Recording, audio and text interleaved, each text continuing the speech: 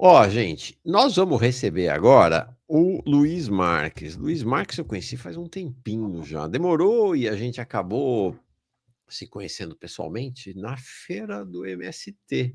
Acho que foi isso, na feira do MST, lá em São Paulo, ano passado, né? Ficamos anos nos conhecendo, essa coisa hoje do mundo, né? De conhecer pelas redes. E nos conhecemos lá, foi bem legal, bem importante o encontro. O Luiz Marques é uma referência para pensar a questão ambiental. O livro dele, Capitalismo e Colapso Ambiental, ganhou o Prêmio Jabuti quando foi lançado, foi editado em diversas línguas, é uma referência nacional e internacional para a questão do colapso ambiental. E olha, a primeira pessoa que me falou, acho que foi na COP 28 ou 27, acho que foi na 28, que falou: ó, quem comanda as COPs são as petroleiras, né? Foi o Luiz Marques, né? Ele, na época, me apresentou números que eu fiquei chocado sobre a dominância das petroleiras na COP, acho que foi a COP 28, se eu não estou enganado. E agora, a gente está vendo isso, demos na sexta-feira, em primeira mão, por sinal, graças ao Luiz Marques, ele que mandou esta reportagem do The Guardian, mostrando que os lobistas dos combustíveis fósseis, então, ó, lobista da indústria petroleira, tá? Não está contando aqui os lobistas do agro, lobistas das mineradoras e os lobistas de outros destruidores do meio ambiente. Sozinhos, esses já são a segunda maior bancada, a segunda maior delegação na COP, atrás apenas da delegação do governo brasileiro, que, obviamente, é muito maior que as demais por ser o anfitrião. Então, nós vamos conversar com ele sobre isto e outros assuntos vinculados à COP. Luiz, bem-vindo, tudo bem? Tá fechado o seu microfone.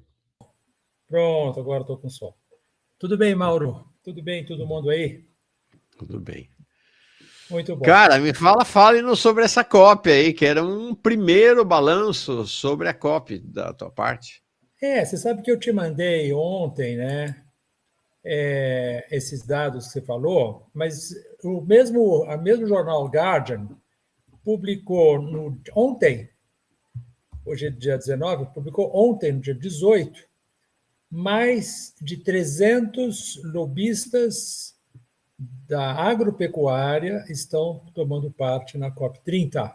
Chocante. Então, a gente estava falando de 1.600 lobistas do petróleo, dos combustíveis fósseis, que significa que 1 em cada 25 membros dos credenciados pelos Estados nacionais, 1 em cada 25 membros dessas delegações todas, é um lobista do petróleo, em soma, dos combustíveis fósseis. E 300 são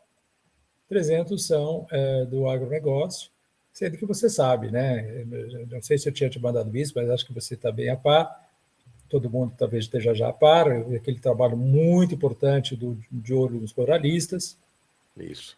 Existe um espaço que foi ocupado pela Bayer, lá em Belém, de onde está despachando o ministro da Agricultura, o senhor Carlos Fávaro. Incrível. Quer dizer, aí virou ligação direta, entendeu? Entre a Bayer e o agronegócio. Você não precisa nem telefonar, você já está lá na sede da Bayer, obedecendo às instruções das big, mega agroquímicas das corporações, né? Então é isso, quer dizer, e o Brasil está nessa situação. Olha, tem lembro de um dado aqui, rapaz. Deixa eu falar aqui, um só dado aqui que me deixou. Devia ter te mandado para você encontrar, mas acabei que não consegui fazer isso para da correria. Mas é sobre aquelas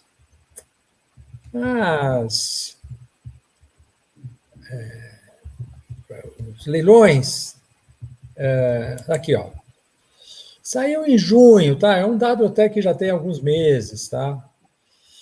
Se esses leilões que estão sendo efetivados, né,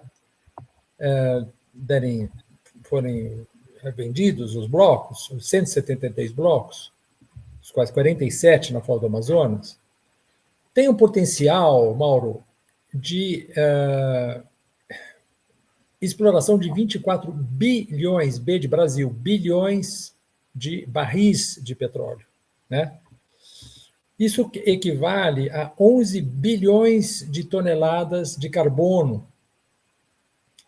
Então, como é que nós podemos ter alguma mínima lugar de fala como presidente de uma COP, quando você está abrindo esses leilões com esse nível de perigo, né? A Agência Internacional de Energia, que é uma agência muito simplinha, muito ligada às corporações, etc., etc., entretanto, já disse que se nós quisermos conter o aquecimento em 2 graus Celsius, 2 graus, não em 5, em 5 já era, nós não podemos abrir nenhum poço de petróleo mais. Ou seja, tem que usar só as fontes já em vias de exploração. E nós estamos abrindo isso aí, sendo que o Ministério das Minas e Energia tem lá o documento assinadinho pelo senhor ministro Alexandre Silveira, dizendo que o Brasil tem a expectativa de passar de 3 milhões de barris de petróleo de exploração por dia hoje para 5 milhões, né? Se tornando o quarto maior produtor de petróleo do mundo. É isso que, né, não está batendo, né? A conta não fecha com esse blá blá blá de que tem que acabar com os combustíveis fósseis, etc, etc. Quando o Brasil está numa posição, está entre os 10 maiores produtores de petróleo do mundo, está querendo chegar à quarta posição. Não sei, na minha lógica isso não funciona. Não, e aí vem essa cascata, né, do governo brasileiro de transição energética, etc. Que você vai fazer uma transição aumentando a participação do Brasil no mercado de combustíveis fósseis. Né? É assim, Mauro, deixa eu te explicar, é fácil. Se você está fumando 20 cigarros por dia, para você parar de fumar, você tem que passar a fumar 30. Entendeu? Loucura, né? É loucura. Não, e a Magda Chambriard achei, porque o governo, os governos do PT e o petismo, eles vinham com o discurso da transição e tem a impressão que no governo Dilma começou a conversa de que a Petrobras deixaria de ser uma empresa de petróleo para ser uma empresa de energia, para entrar em todos os mercados de energia. Isso lá no governo Dilma. Agora a Magda Chambriard falou, não, isso aqui é uma empresa de petróleo, a gente imagina que só vai começar a investir em energias, algo que ela chamou de alternativas, a partir de 2030. Então, isso acabou, é um fenômeno global, viu? Porque fizeram agora um balanço recente mostrando que as companhias de petróleo, as grandes companhias de petróleo, estavam investindo, estavam diversificando. Mostraram aí que nos últimos anos apenas 1,4% dos investimentos deles eram em energias renováveis. Ou seja, 98,6% dos investimentos estão em petróleo. Sim. Certo? E você viu o discurso, não sei se você viu o discurso do Patrick Pouyanné, que é o presidente da Total. Chocante. O cara falou, olha, não tem essa conversa mole, não, esse negócio aí de vocês de querer... Vamos falar da realidade. A realidade, para a Total, é que nós vamos continuar investindo brutalmente. Chamam para a COP30 o presidente da Total, cara. Entendeu? Isso, como é que você quer que haja um mínimo de credibilidade se você põe no púlpito, dá o microfone para o cara que é um dos principais responsáveis pelo aquecimento global? A Total Energy é a petroleira francesa. Que está nas Guianas lá, que está lá, exatamente. E que foi o presidente da Total foi nomeado pelo governo francês como participante e integrante da delegação oficial da França, né? Tá aí ele, né? E nós mostramos isso aqui 2 dias atrás, dia 17, então na terça, né? Não, já quarta, na segunda, ele falando isso que você falou, né?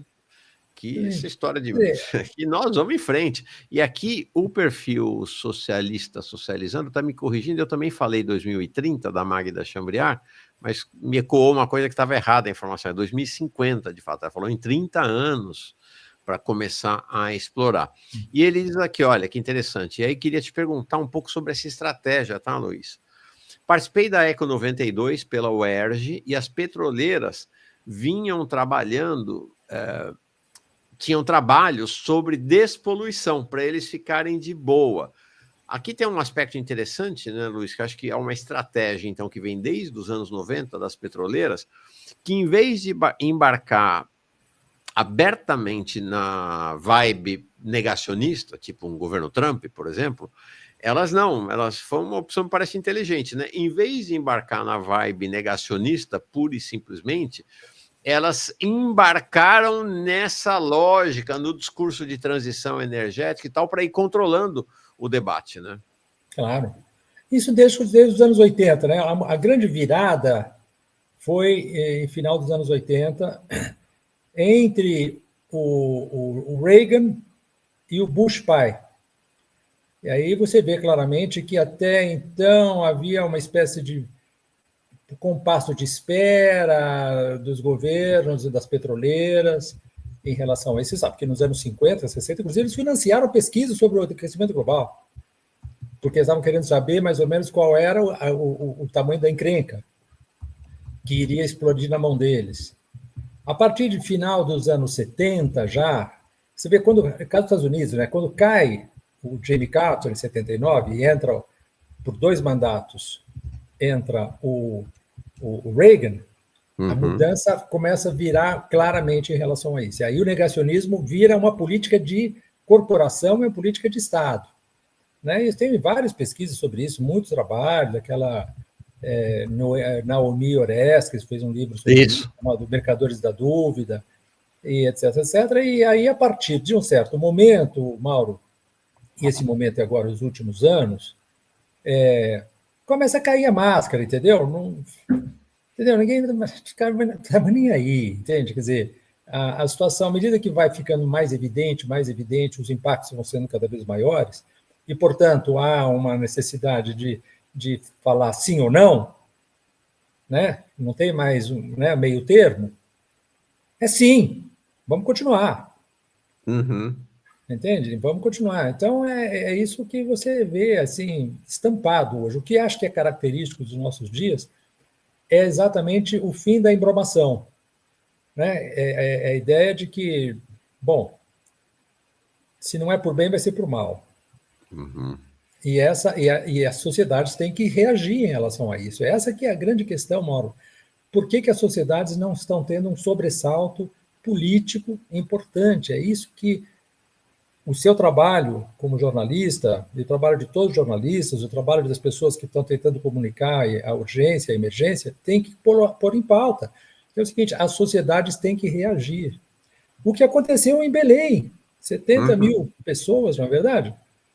Lá na Cúpula dos Povos, mas esses 70 mil tem que virar 700 mil, 7 milhões, 70 milhões. É isso que nós temos que trabalhar para uma mobilização política das sociedades. Isso é muito, muito, muito grave. Por quê? Porque nós estamos batendo na porta. Aí o pessoal ainda fala, vamos salvar 1,5 graus Celsius de aquecimento médio global. Isso já era. Nós estamos falando de 2 graus Celsius já condenados nos anos 30. Nos anos 30. Você que é jovem vai estar vivo ainda.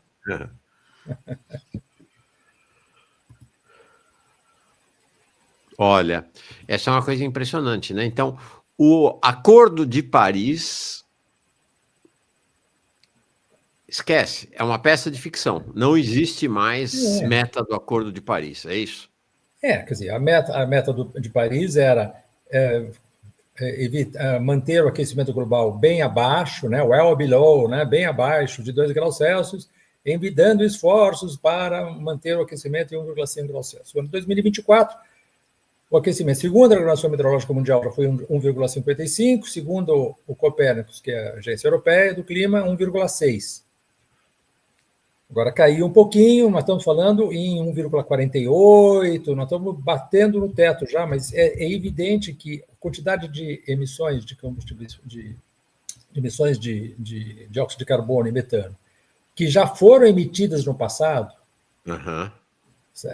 porque, sobretudo, o CO2 é um gás muito, muito estável, ele permanece na atmosfera, uma parte dele até milênios.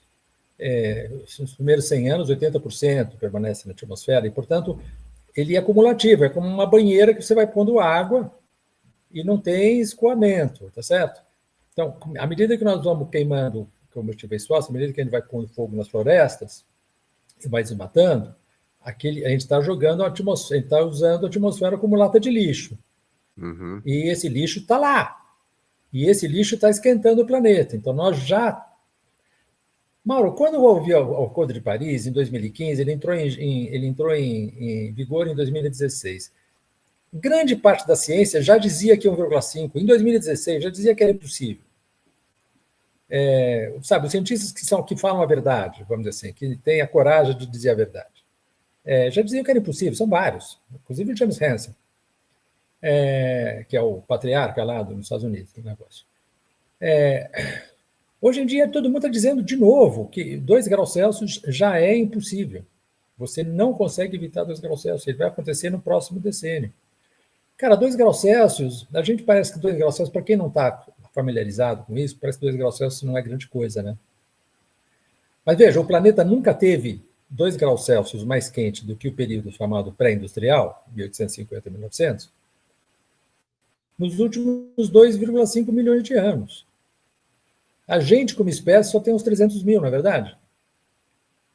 Então, você percebe que a gente está numa situação que a gente nunca viveu. Uhum. Nunca viveu. E o pessoal está numa boa, entendeu? Está achando que vai ter problema, que vai ter uma bala de prata tecnológica, que a gente vai retirar CO2 da atmosfera. Então, há uma anestesia, um anestesiamento das sociedades em relação a isso. E essa anestesia tem que parar, tem que acabar, a pessoa tem que acordar. Uhum. Agora, Luiz, tá agora o tema, esse dia de hoje, ontem, amanhã, é a declaração final da COP. Sim. As primeiras versões que estão saindo, que estão vazando da declaração oficial, é de algo me pareceu muito ruim, né? Com o domínio das petroleiras, parece que a questão da superação, né, que foi um tema que o Lula levou lá, de superação do petróleo, de transição energética, aparentemente a declaração final pedirá desculpas por inserir esse tema, se é que ele será inserido. Há uma informação de lá de que nem vai entrar na declaração final da COP. Como é que é essa história das declarações finais da COP e o que você está prevendo para esta? Olha, Mauro, nas primeiras 27 COPs, até o Egito, em 3 anos atrás, nunca se tinha falado nas declarações finais da palavra combustíveis fósseis. Não existia essa palavra. Eles falavam em diminuir as emissões, como se as emissões caíssem do céu, entendeu? Não podia falar nessa palavra tabu, que era combustíveis fósseis. 28, na COP de Dubai, a COP 28 de Dubai, 2023, falou-se transition away from fossil fuels, né? Transitar para fora. E aí o pessoal queria falar phase out, sair dos, mas não vou falar phase out, que é feio. Uhum. Aí propuseram phase down é sair de bancinho. Aí nem isso foi aceito. Aí propuseram transition away from, né? Sair, transitar para fora. Tal. Transitar quer dizer uma coisa assim, né? Eu vou transitar bem devagarzinho. E aí você não tinha nenhum prazo para isso, não tinha métrica nenhuma, não tinha nada. Né? A gente vai transitar quando der. E na COP29, né, a COP em Baku, lá no Azerbaijão, saiu essa palavra, saiu essa expressão. Nem isso teve. Né? Nem isso teve. Agora, vamos ver a 30, mas veja, mesmo que tenha, Mauro, precisaria ter o quê? Precisaria ter uma capacidade da governança global de punir quem não cumpre a própria promessa. Tá certo? Quer dizer, os países têm aqueles NDCs, né? As contribuições nacionalmente determinadas. Eles não cumprem.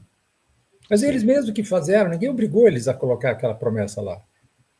Agora, é isso, eles põem porque eles sabem que se não cumprir, não vai acontecer nada. A ONU está em frangalhos. Né? Está em frangalhos. Então esse ordenamento jurídico internacional é incompatível com você sair dos combustíveis fósseis. Uhum. Você tem que ter um outro ordenamento. Agora, Luiz, em que pese, e isso é absolutamente relevante, né? Toda essa centralidade do diálogo sobre os combustíveis fósseis, quando a gente vem para o Brasil e olha para o cenário nacional, a rigor, sequer é o petróleo o maior vilão da história nesse momento. É o agronegócio, é o gado, o milho, a plantação de milho, soja, o desmatamento, que são os grandes vilões. Aí o governo Lula, o que está fazendo? Está cuidando de fazer o tal do Arco Norte, que é para transformar a região centro-oeste, o Cerrado e a Amazônia, numa grande plantation, né, de milho, soja e gado, e aí fazer o tal do Arco Norte, que é hidrovias, rios privatizados e ferrovia para transportar tudo bem rapidinho para o Peru para mandar para a China, né? Para mandar milho, soja e gado a preço de banana para a China, né? Exatamente. Exatamente. Então, aí você tem, inclusive, está vendo já uma reação importante, né? Está vendo uma reação importante em relação a isso, com vários manifestos, né?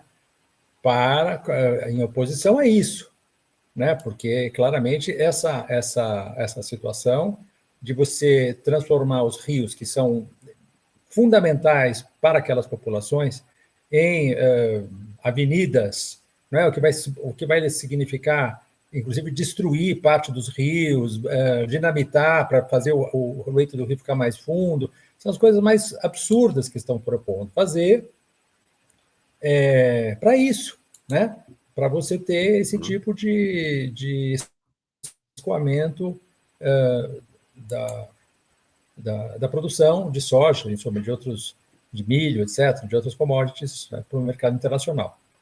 Então, sabe, eu não tenho a mais remota. O agronegócio é o grande, eu vivo batendo nessa mesma tecla, tá certo? Se você olhar para qualquer grande problema do Brasil, você vai encontrar o nome agronegócio. Né? É o que mais polui, né? É o que mais polui em todos os sentidos. Polui no sentido ele mais emite gás de efeito estufa, né? No Brasil, 75% dos gases de efeito estufa no Brasil vem do agronegócio, né? É o que destrói as florestas, que põe fogo nas florestas, que acaba com o recurso hídrico, que acaba com os solos do Brasil, né? Que envenena, intoxica os organismos de maneira brutal, mata tudo que tiver na sua frente, povos da floresta, indígenas, sujeita os trabalhadores à escravidão. Em suma, é isso aí.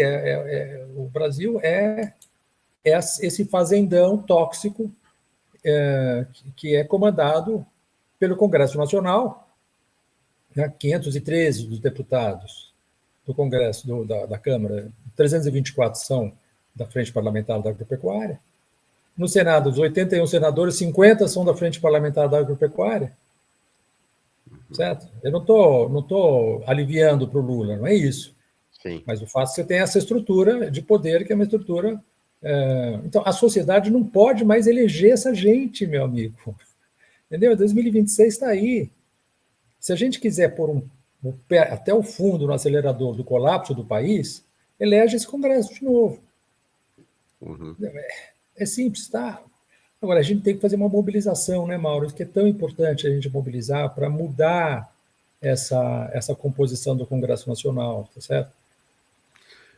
Eu sou... Aqui o Red York, acho que tem uma imagem até melhor que a sua lá do fumante, né?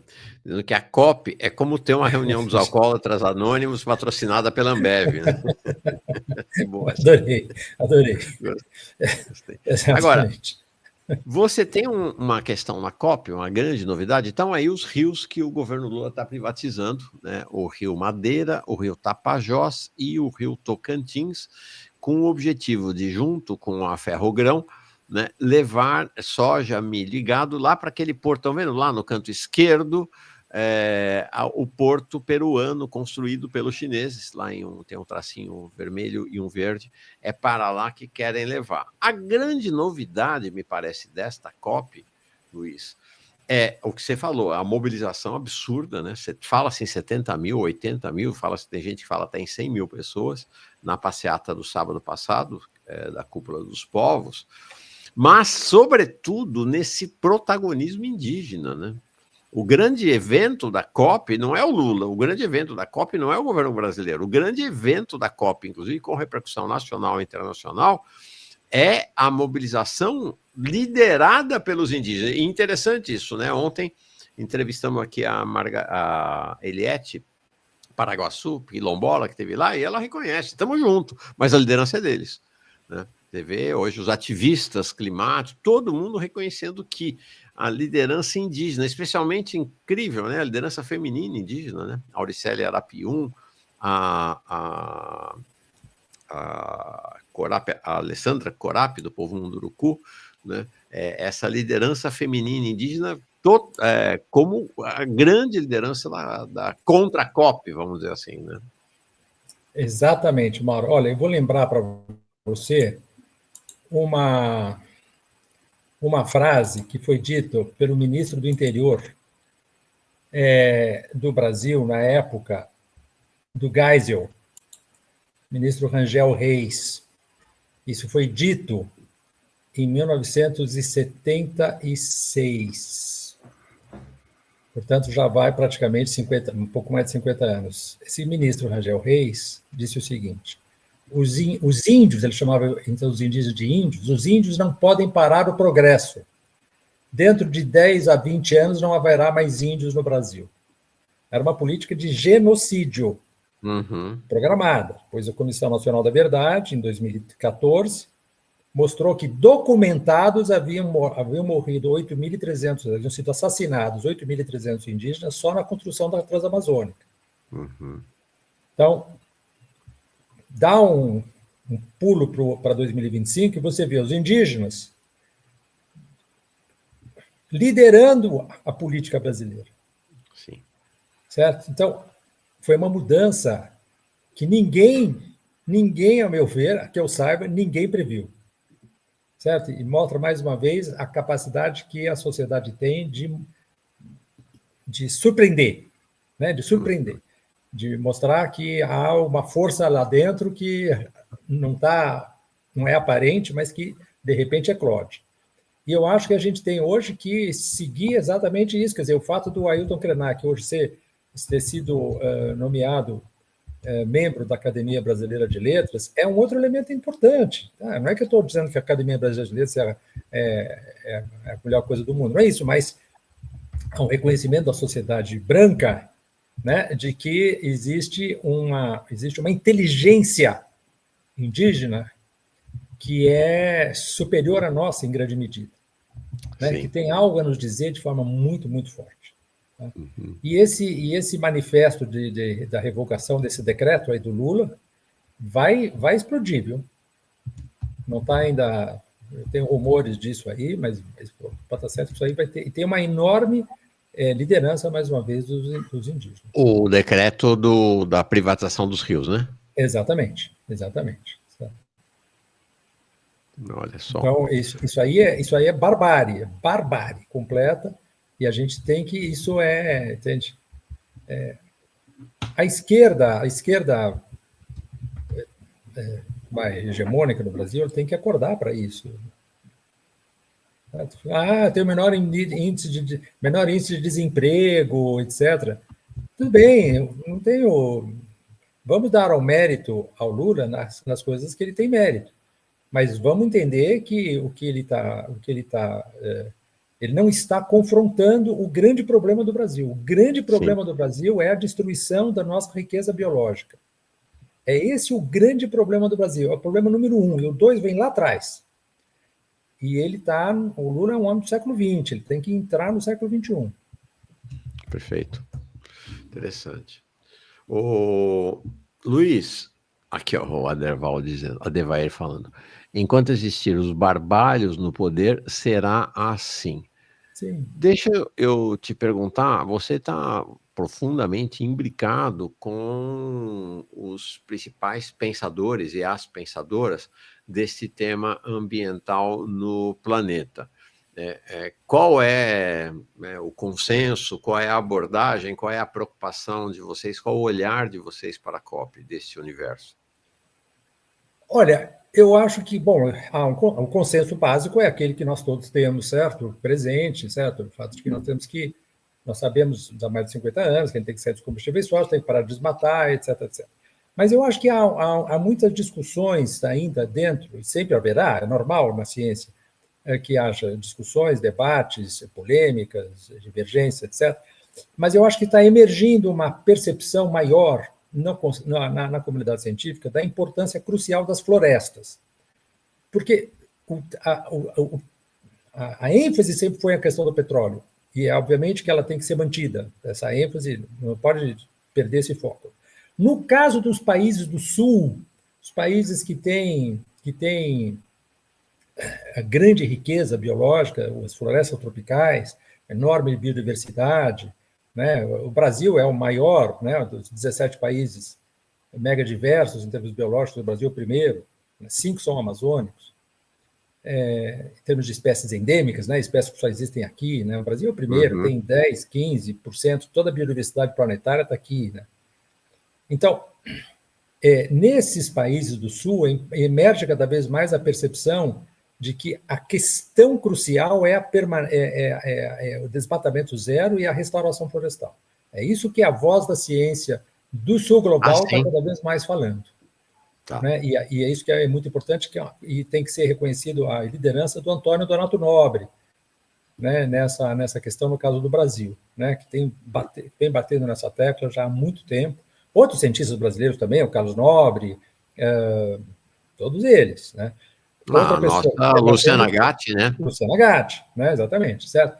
Luciana Gatti, que é outra grande figura, grande estudiosa da Amazônia, que está mostrando aí, através de diversos... Agora vai publicar um quarto artigo na Nature, como primeira autora, mostrando, então, que os fluxos de carbono na Amazônia estão cada vez mais negativos. A floresta está emitindo mais carbono do que absorvendo. Então, isso daí é uma situação... A gente tem que pôr em consideração isso, sabe? Não há Brasil sem Amazônia. Não há Brasil sem os seus biomas. E quem está destruindo esses biomas... Explica melhor isso. Por que não há Brasil sem a Amazônia? Não há Brasil sobre a Amazônia porque o ciclo hidrológico, as chuvas, grande parte das chuvas que nós recebemos aqui no Sudeste, no Sul e no Centro-Oeste, vem da Amazônia, vem dos rios voadores. Não há Brasil porque a floresta amazônica através da reciclagem de água, etc., ela é a grande estabilizadora do clima no Brasil. Não só no Brasil, no mundo todo. Então se você... Não existe floresta, não existe Brasil se você desmatar aquilo, porque ali tem centenas de milhares de vírus que, se você desmatar, você vai entrar em contato com esses vírus que estão em equilíbrio ali, naquelas populações animais que estão ali, estão em equilíbrio. Então, veja a Covid-19. Como é que surgiu a Covid-19? Surgiu de um famoso mercado úmido, em que você tem espécies que são espécies ponte entre um vírus que está alojado em equilíbrio numa espécie e ela passa para a espécie humana, é a zoonose. Certo? A floresta amazônica, eu acho que é quase que um milagre que até agora não tenha havido uma nova pandemia vinda da Amazônia, porque nós estamos entrando em contato com essas espécies animais que tem que ficar lá na floresta o máximo possível, porque elas não são... Elas evoluíram para viver bem com aquele vírus, mas a gente não.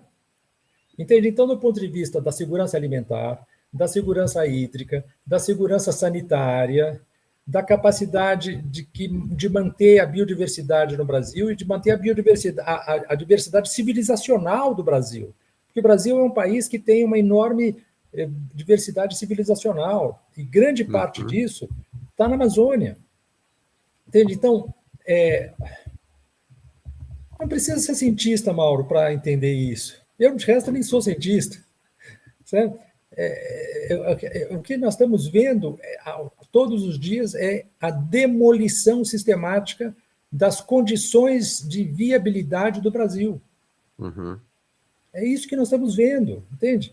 Então, e me dá um senso até de angústia, porque a sociedade, se você abre a Folha de São Paulo, o Estadão, o Globo, isso não está presente lá.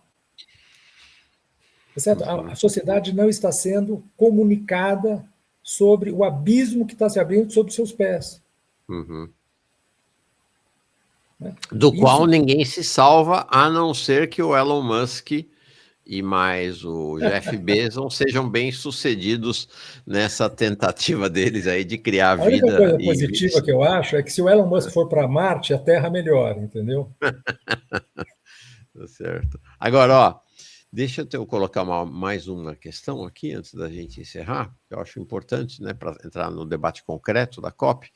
O Ian Coelho. Bom dia, salve Mauro e Luiz. Gostaria de ouvir as considerações acerca da financiarização do clima por meio do TFFF, o fundo especulativo, esse fundo Florestas em Pé para Sempre. O TFF exatamente. Em inglês é Tropical Forests Forever Facility, né? Fizeram um nome bonitinho. Mas em português deu isso daí, certo? O Fundo das Florestas para Sempre, ou sei lá o que chama.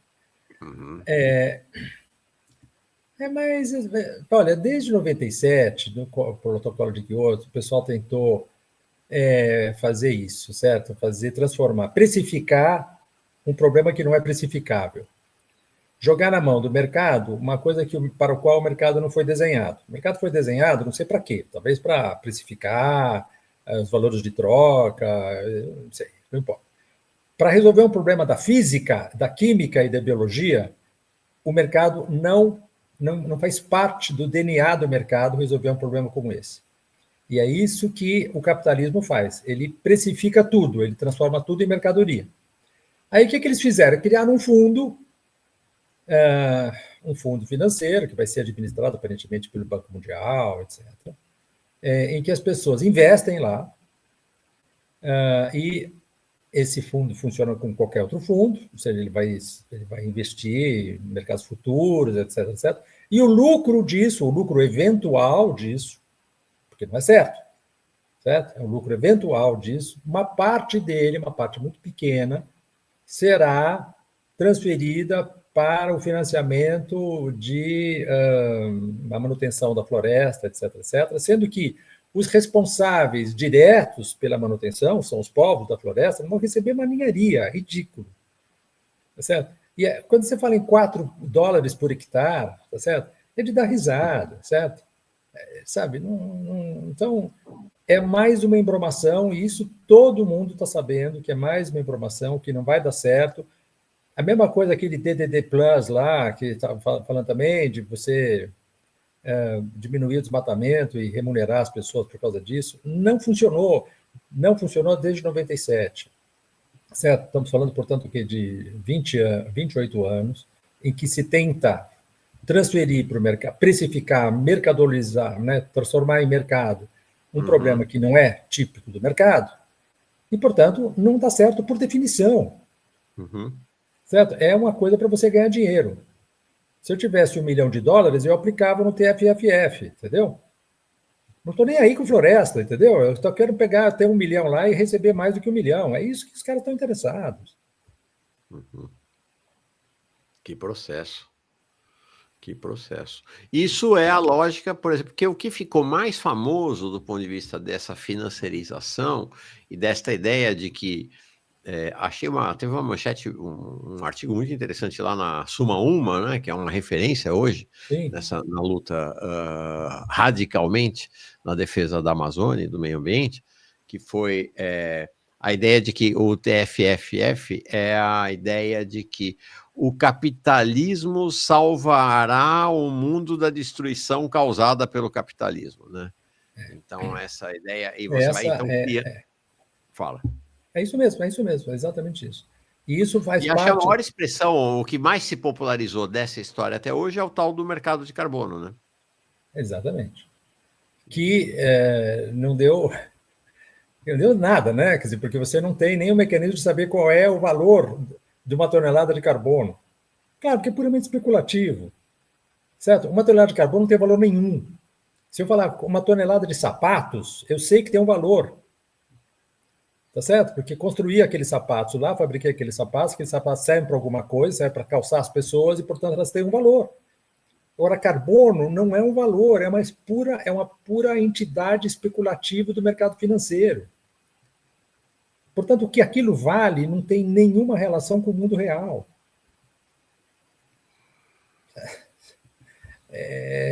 Entendeu? É só um jeito de você manipular os mercados financeiros e ganhar dinheiro com isso. O resultado disso no final é zero. É zero.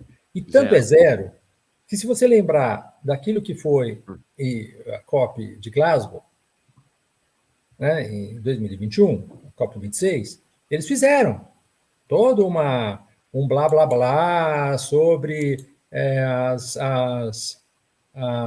diminuição Está aqui, ó. Estou lendo para você. Declaração dos líderes sobre florestas e uso do solo. Tá? Uhum. Qual era o ponto 1? Fortaleceremos nossos esforços comuns para conservar as florestas e outros ecossistemas terrestres e acelerar sua restauração. O resultado disso em 2024, no Brasil, foi que a área queimada cresceu 79% em 24. Superou 30 milhões de hectares. É isso que. Em 2000, em que ano isso? 24. Em Cacete. 24, saiu no MAP Biomas, né? 30,8 milhões de hectares, ou seja, 308 mil quilômetros quadrados, a maior área queimada, estou citando o MAP Biomas, a maior área queimada registrada desde 2019 pelo Monitor do Fogo do MAP Biomas. Saiu isso em 2024, né? Os incêndios levam estou lendo, os incêndios levam a recorde de perda de floresta tropical em 2024. É isso aí, e aí você compara com o que a COP26 disse em 2021, né? Os líderes de Glasgow fazem uma declaração sobre as florestas, blá, blá, blá. Certo? Então, não tem mais nenhuma credibilidade, né, Mauro? Por que não tem credibilidade? Porque é conversa jogada fora.